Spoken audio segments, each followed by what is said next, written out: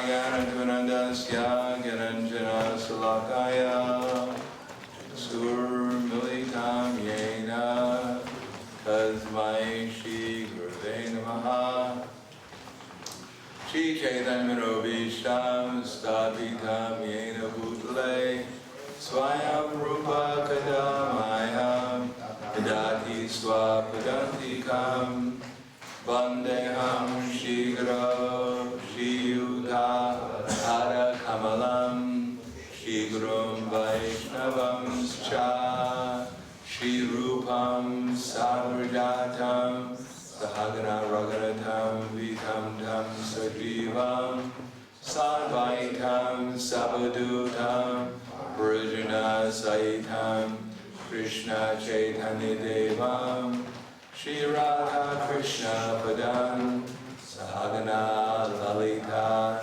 Shri Visakan Vitam Scha Hey Krishna Karna Sindhu Dinabando Jagatpate Gopesha Gopika Kanta Radha Kanta Namostute Tapta Kanchana Gaurangi Radhe Vrindavaneshwari Prishabhanu Siddhadevi Pranamami Hare Priye Vancha Kalpa Drubhyascha Kripa Sindhu Vyevacha Patidanam Pavanebhyo Vaishnavebhyo Namo Namaha Shri Krishna Chaitanya Pranitinanda Shadvaidadar Shivasadi Gaur Bhaktivinoda Hare Krishna, Krishna Krishna, Hare Hare, Hare Rama, Rama Rama, Hare Hare.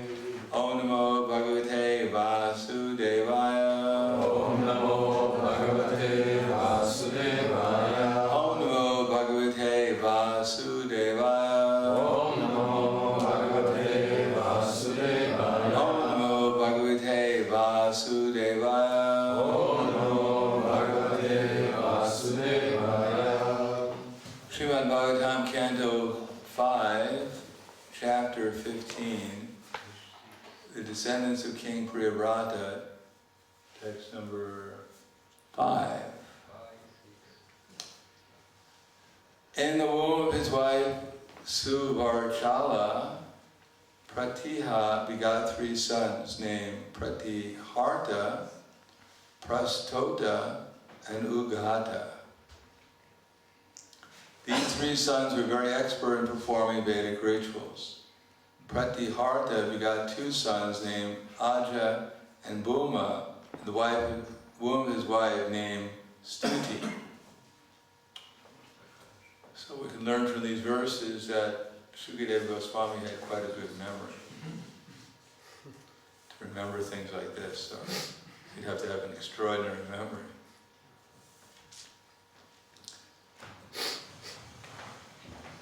And the other thing is that no one made up the Srimad Bhagavatam. No one could make up such a thing. Such names would be hard to just make up. In the womb of his wife, this is text number 6. In the womb of his wife, Rishikula, King Bhuma begot a son named Udgita. From Udgita's wife, Devakulya, a son named Prastava was born. And Prastava begot a son named Vibhu through his wife Niyutsa. In the womb of his wife Rati, Vibhu begot a son named Pritusena. Pritusena begot a son named Nakta. In the womb of his wife named Akuti.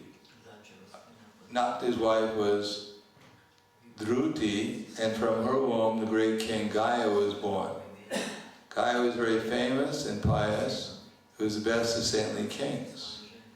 Lord Vishnu and his expansions were meant to protect the universe, are always situated in the transcendental mode of goodness, known as Vishuddha Sattva. Being the direct expansion of Lord Vishnu, King Gaya was also situated in the Vishuddha Sattva. Because of this, Lord Gaya was fully equipped with transcendental knowledge. Therefore he was called Mahapurusha. Purport. From this verse it appears that the incarnations of God are various. Some are part and parcel of the direct expansions, and some are direct expansions of Lord Vishnu. Direct incarnation of the Supreme Personality of Godhead is called Angsa or Swamsa, whereas an incarnation from an Angsa is called a Kala. Among the Kalas there are Vibhinana Mangsa Jivas, or the living entities. These are counted among the Jiva Tattvas. Those who directly come from Lord Vishnu, called Vishnu Tattva, are sometimes designated as Mahapurusha. Another name for Krishna is Mahapurusha, and devotee is sometimes called Mahapurushika. Namo Vishnu Graya Krishna Prasthaya Bhutaya Srimate Bhaktivedanta Swami Namane Namaste Saraswati Deve Gauravani Pracharane Nirvishesha Shnivadi Paskatyade Shikarane. Seems quite technical. All these different types of incarnations, Leela avatars, Guna avatars, Manvantara avatars, Purusha avatars, Shaktivesh avatars, etc. And who's what doesn't seem so important unless one is actually has the transcendental discrimination. But in any case, one important thing here is that all the incarnations of Krishna are situated in Vishuddha Sattva. The same energy that we're trying to be situated into. And when we become situated in Vishuddha Sattva, then our activities are under the divine energy. As Krishna says, that Daivi, what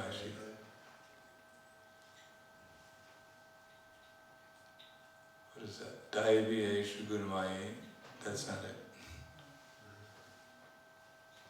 That Yogamaya Samarita, Buddha, no, that's not it either. Daivi Eshu Gunamayi, Sadatam Kirtayanto Mam, what's the one before that?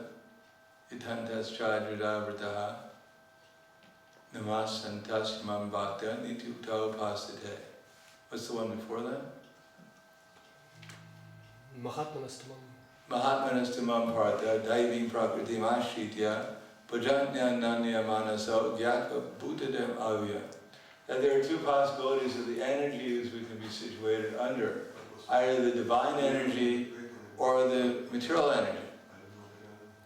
And amongst the material energies, there are varieties also. Well, there appear to be endless varieties of material energy. But actually, there's only three types of material energy, or the experience of material energy. There's pain, and there's the absence of pain. That's it.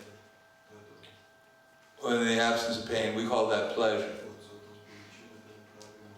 But actually there is no pleasure, there's just the absence of pain. If my tooth is not aching me, I don't say I'm taking pleasure from my tooth. You can check in your mouth right now how much pleasure your teeth are giving. But if they give you pain, then that becomes quite obvious. But when the pain goes away, we say, oh, now I feel good. If we don't feel good, we just don't feel bad. We take feeling good, not feeling bad. So generally in the material world, the senses are pushing us, so we're always in pain. And when we satisfy them, we call that pleasure. So the senses, generally it's quite easy. You're hungry, we eat. And then when there's no more pain from being hungry. But the mind is different, because the mind can come up with things that can't be satisfied. They can create things that we think we need that can't be satisfied. In other words, the mind can create things, so many things, it's not possible to satisfy. Even when it becomes the head of the universe, one will not be satisfied. One will think, well, Vishnu has so many planets, he has so many universes. Why only have one universe? On Vamana Day, requested 3 steps of land, and Valimar said, why just 3 steps of land? I can give you so much. He said, if I'm not satisfied with 3 steps of land, I won't be satisfied with the whole universe. Because he did take 3 steps of land. Took 2, he covered the whole universe, and he still wasn't happy. Therefore, Bali Maharaj had offered his head, and then he was satisfied. Finally, I got my 3rd step in. So that's the material nature. It comes in 3 varieties, 3 general varieties. They're not exactly, there are mixtures of them. Goodness, passion, ignorance. And material existence means, very simply, hankering for what we don't have and lamenting over what we lost. Of course, there's varieties of that. We hanker, what we don't have doesn't mean just what we don't physically possess. We'd like to arrange the material world in order to make it perfect in our vision, according to our vision. And when the material world is not acting according to the way we think it should be, then we become frustrated, if not angry. Why is not the material world arranged the way I think it should be? Why isn't Krishna cooperating? But no matter how, whatever our feeling is, still the material world goes on as Krishna arranges it, or as the material nature arranges it. It may sometimes appear that even Krishna is not in control. When all the cowherd boys enter into the mouth of Aghasura, along with the calves and the cows, Krishna was struck with wonder how his illusory energy was working, but only for a moment. But it's all going on, either directly from Krishna or through his Yogamaya. But material nature is one type of energy. We could be in goodness, and in goodness we think everything is going fine. The birds are chirping, the water's flowing, the bees are humming, the flowers are blooming. Everything's cool. It's a good world. Why do people complain about it? And then when we're thrown into passion, well, there's a few things missing. I know a few arrangements I can make to make it better. I can get the bees to hum in time. They're a little off right now.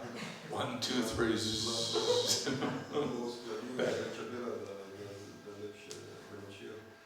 And ignorance, this is bad. It's really bad. It's worse than I ever thought. Got to start all over again. Destroy the thing and start over, and then I can make it good. So lamenting how bad things are, hankering for making them better, and for a few seconds being thinking everything's all right. So that's material. That's called material nature, as if the material nature belonged to us, and it's going to make any difference in our existence, however the material nature is arranged. Because after all, our real problem is not how the material nature is arranged, it's the fact that we're in the material nature. That's our problem. In the spiritual world, no one is thinking, did you get the news? So-and-so got elected president. No. They could care less. They're not even aware of these things. It has no relevance. But that's the platform that we're supposed to be situated. That's called the divine energy. And what are they doing under that energy? Try to make better arrangements in the material world. try to defeat their enemies. Oh, sadatam kirtiyanto mam, itantas cha judavrataha, namasyantas mam bhaktya nityukta upasate. Their aim is simply to spread Krishna's glories. Find out what Krishna wants them to do, and do that with full enthusiasm. And not taking credit for what they're doing, but doing simply as a matter of service to Krishna, to please him. That's all they're into.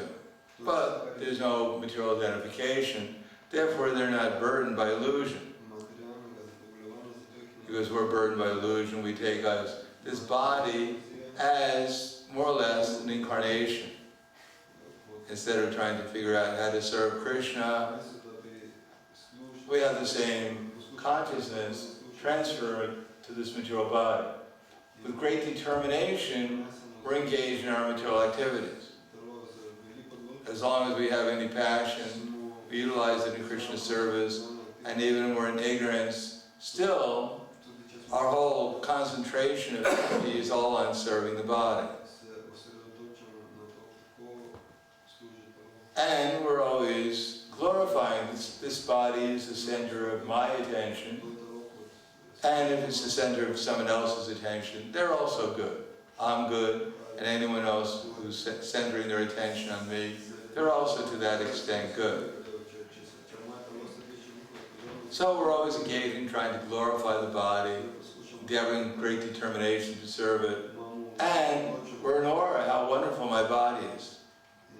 We're always subservient, making ourselves subservient to the demands and needs of the body. So, this body has become an incarnation for us. As I said before, it's called the Mudha avatar. We've come to worship the Mudha avatar, the full incarnation. But we're very nice servants. Whatever service we're given, we've been given this service by the illusory energy, and we're taking up the service very nicely.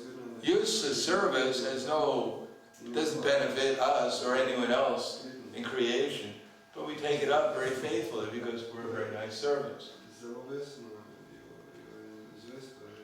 But if one is fortunate enough, then one can understand, if I actually want to do something good for myself, good for others, then I have to take up service to the Supreme Personality of Godhead, rather than its expansion in the form of the illusory energy. So that energy is under the Daivi property, or here it says, Vishuddha Sattva. So in that energy there is Sambit, Sandhini, and Ladini. So with Sandhini there is actual real substance to the activity. It's actually based upon reality, rather than the fleeting material experience we see before us.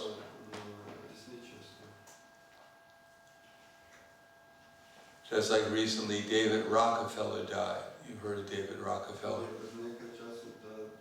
You never heard of the Rockefellers? 5%. What's that? He was the guy of 5%. 5%? What is that? He took from every reason he took 5%. So he was of course, he was a multi-billionaire, tried to control the whole world. Oh, he died. Like Hiranyakashipu, he thought he was powerful, but Hiranyakashipu died also. He also died. And where is he now? They may talk about how he controlled everything, but he couldn't control death. And he can't control the people who are in charge of death, or take the soul away after death. So all his endeavor for this flickering time wasn't beneficial for anyone else, and it certainly will not prove to be beneficial for him. I don't think any one of us would right now choose to follow him wherever he went. Even if we gave you an extra bonus of prasad. I think most of us would be quite afraid to visit him right now. In any case, he actually believed that what he was doing was actually going to produce something substantial. But it was all flickering. There was no substance. But Sadhini means real substance, something that will actually last. And that's consciousness. We're not claiming the material nature is going to last, or any form of the material nature is going to last. But we're saying if we come to a steady state of consciousness, that can last. A state of awareness can last. If it's spiritual, that's like Sadhini. That situates our consciousness on a steady platform. And then it should be situated under the Sambit. Sandhini, Ladini, and Sambit. Sambit means we should actually see what's going on.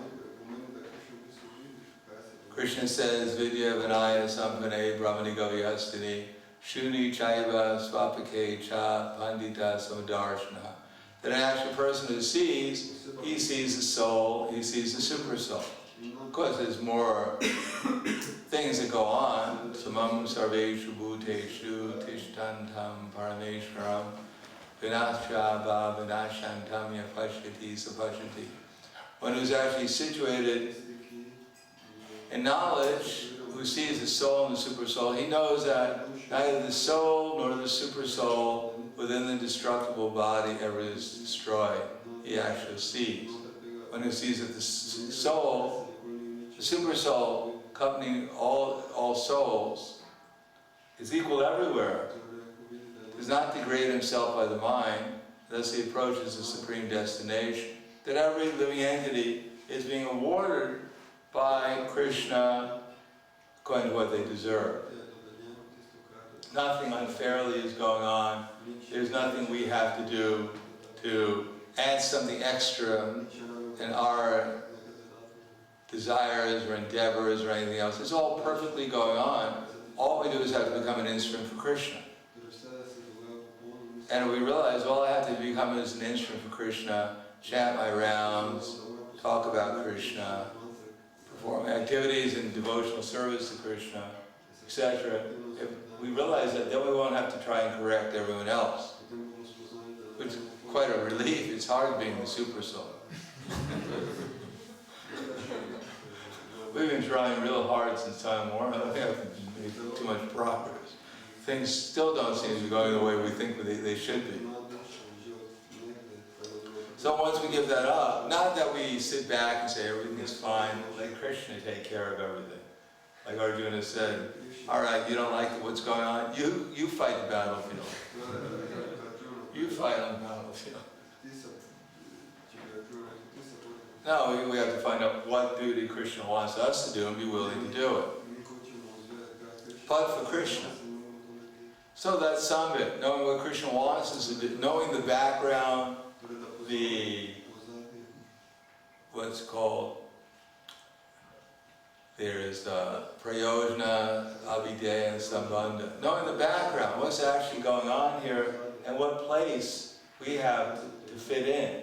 It's alright, we can be on a steady state of consciousness. We may be Brahman realized.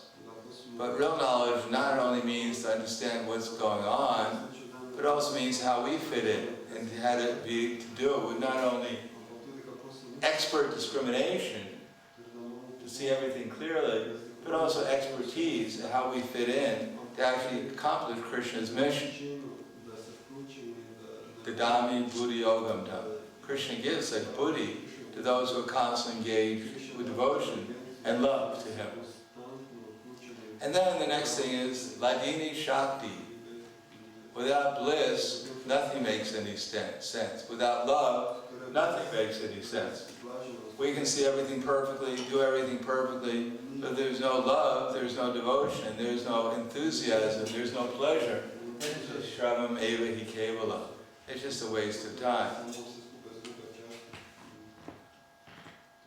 So with Sandhini, we can be in Brahman realization. With Sambit, we can be in Paramatma realization. But only in devotional service can we be actually under the divine energy of Krishna, completely. Ladini Shakti. So here the incarnations, they're situated in Vishuddha Sattva, which means the whole combination of those energies. They're situated in pure devotional service, And the mission is the same, to arouse devotional service everywhere. Although it may take varieties of forms, unless Prahlad Maharaj appeared, and unless Hiranyakashipu tortured him, Nrsimhadev wouldn't have appeared to kill Hiranyakashipu, protect his devotee, and we wouldn't have a protector either. We would know who to protect, to turn to. But because Krishna came seemingly out of anger to kill Hiranyakashipu, he actually came to protect Prahlad Maharaj, so that he can be the universal protector for all the devotees. So all these incarnations, although they may appear to have material qualities, but actually the whole quality is simply different manifestations of the Vishuddha Sattva. When Arjuna was chasing after Ashvatthama, was going to kill him, then his eyes were red, like gold like the sun. And Krishna's eyes were described to be just like lotus petals. So Arjuna was actually really angry. Krishna doesn't become angry like an ordinary human being does. Plus, this is all pastime. Arjuna wasn't an ordinary human being either. But in any case, there's a difference between the anger at that time that Arjuna showed and the anger that Krishna showed. He was completely at a different level of consciousness.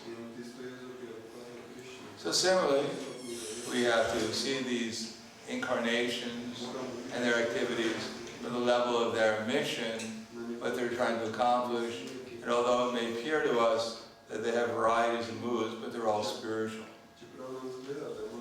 And we can understand that janma karma chame divyam evam yoveti tattvataha tyaktva deham panarajanma naintimam esti sarjana. Then we become qualified to go back to the spiritual world. So it's not so easy. We just read on Janmashtami about Krishna's appearance, and then we think, oh yeah, I know how Krishna appeared. He was in prison. 4 arms. I guess I'm qualified to go back to Godhead. Now to actually understand how the nature of his activities are all transcendental. Therefore, bhakti mama vijananti yavinyas chasmi tattvataha tato mam tattvato gyatva vishuddhe tad anantara. One has to also come to have the same state, quality of consciousness in all one's activities. So one may have varieties of activities. One may be a Brahmin and preaching. One may be a Kshatriya fighting like Arjuna. One may be a Vaishya collecting wealth for the Sankirtan movement, or a Shudra assisting. But one has to have the qualitative consciousness, spiritual consciousness, and be situated in the divine energy. Otherwise, one's activities are also going to be Shrama, Evi, Kevala. So I'll stop there. Thank you. Any questions?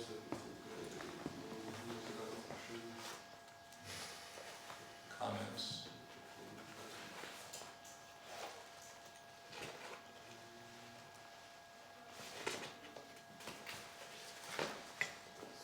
Yes. It's a relief to understand that you don't have to change anything in this world. You just have to be instrument in Krishna's We don't have to we don't have to determine ourselves what's supposed to be changed. We have to find out what Krishna wants us to do, and he'll make the changes. It's not that we think everything's perfect. Someone's about to jump off a building, think about just see Krishna's divine plan.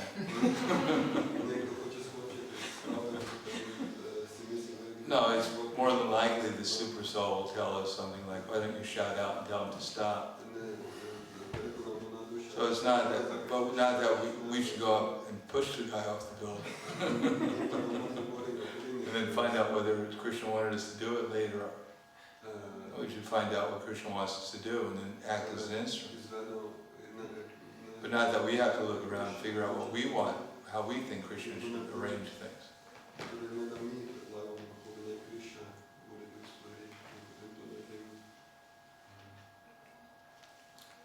Anything else? Is that your question? What was your question? What was the question? I just wanted to understand this more clearly. Yeah, we have to be an instrument. Doesn't necessarily mean for the advanced devotee, they see what's going wrong.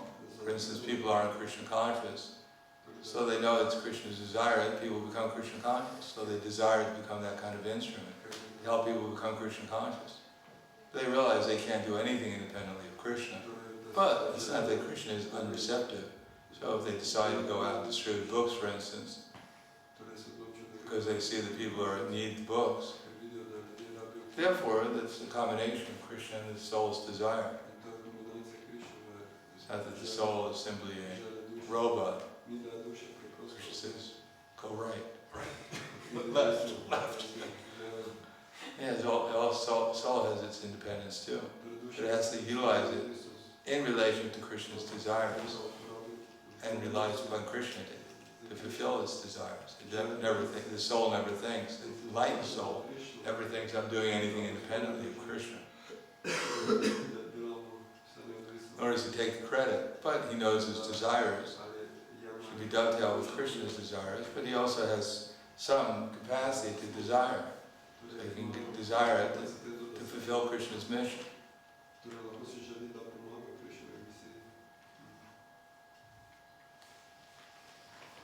Like Lord Nityananda and Haridas Thakur, Chaitanya Mahaprabhu told him to go out and tell everyone about Krishna. So as Lord Nityananda, he decided that we're going to do something special. We'll make these two rows, Jagai and Madai devotees.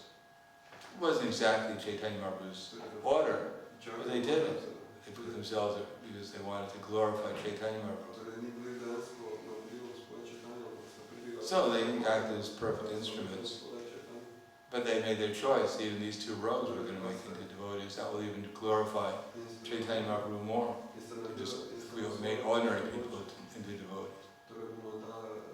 And indeed, Chaitanya Mahaprabhu, he fulfilled their desire, which was his desire. But they're perfectly in harmony in desire.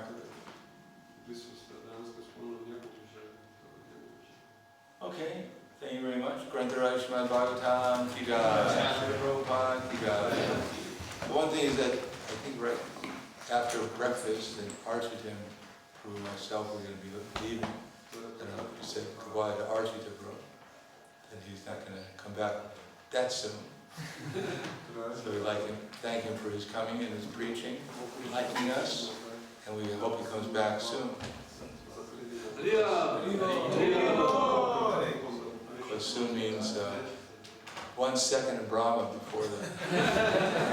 Just a fraction of a second of Brahma. 1 second of Brahma is 96,000 years, so that's just a little fraction of Brahma.